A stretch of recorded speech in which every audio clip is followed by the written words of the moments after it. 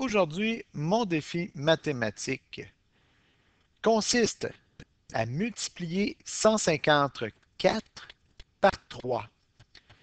Pour ce faire, je vais utiliser mon matériel de base 10. Je vais commencer par représenter une centaine et ensuite, je vais faire 5 dizaines que je place ici dans ma colonne des dizaines de mon tableau de numération. Je suis rendu à 4 et maintenant 5. Ensuite, je vais placer 4 unités.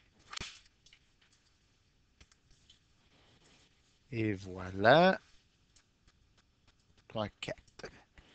Bon, 154. Mais là, il faut que je multiplie par 3. Donc, ce que je vais faire, c'est que je vais représenter 154 une deuxième fois et une troisième fois.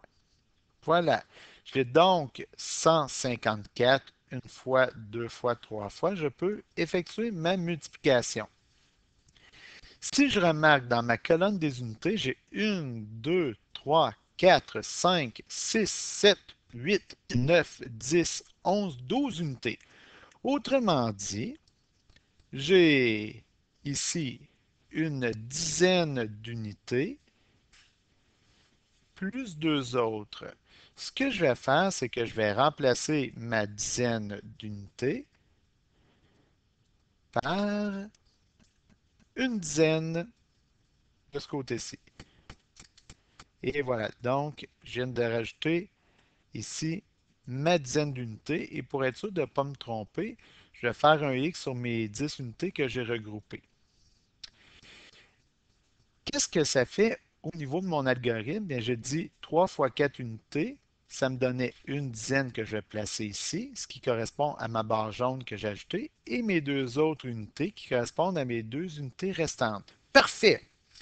Je suis maintenant rendu à multiplier 3 fois mes 5 dizaines. Il faut que je fasse attention car j'ai ajouté ici une autre dizaine. Ça va me donner combien de dizaines tout ça? 1, 2, 3, 4, 5, 6, 7, 8, 9, 10, 11, 12, 13, 14, 15, 16. Oh, je suis rendu à 16 dizaines. Autrement dit, ici, je pourrais regrouper 10 dizaines.